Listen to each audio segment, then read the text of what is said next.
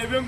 నా పేరు ఆర్ రామనాయక్. నేను జేబీఎంరావు భారత పార్టీ మాజీ న్యాయమూర్తి, ప్రస్తుత హైకోర్టు న్యాయవాది అయినటువంటి జడా శ్రావణ్ కుమార్ గారి సారథ్యంలో జిల్లా అధ్యక్షులుగా పనిచేస్తా ఉన్నాను.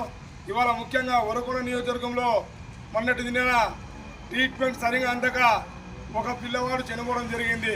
మరి అందులో భాగంగా ఇస్మాయిల్ అనే డాక్టరు పైన తన గదిలో విశాలంగా పడుకొని కూడా నిర్లక్ష్యం వహించినటువంటి డాక్టర్ని వెంటనే సస్పెండ్ చేయాలని జేబీఎంరావు భారత పార్టీ నుంచి డిమాండ్ చేస్తున్నాం. అలాగే సస్పెండ్ చేయడమే కాకుండా విధుల నుంచి శాశ్వతంగా డిస్మిస్ చేయాలని కూడా జేబీఎంరావు భారత నుంచి డిమాండ్ చేస్తున్నాం.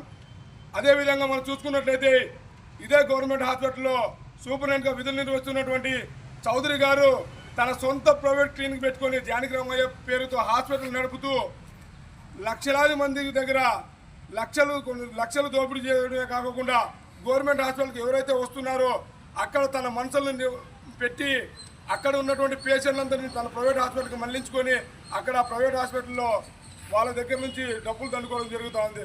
అదేవిధంగా మనం చూసుకున్నట్లయితే ఇదే మన హాస్పిటల్లో ఉన్నటువంటి సూపరింటెండెంట్ గారిని వెంటనే విధుల నుంచి డిస్మిస్ చేసి అతని మీద తగిన చర్యలు తీసుకోవాలని జేబీఎంరావు భారత నుంచి డిమాండ్ చేస్తా ఉన్నాం.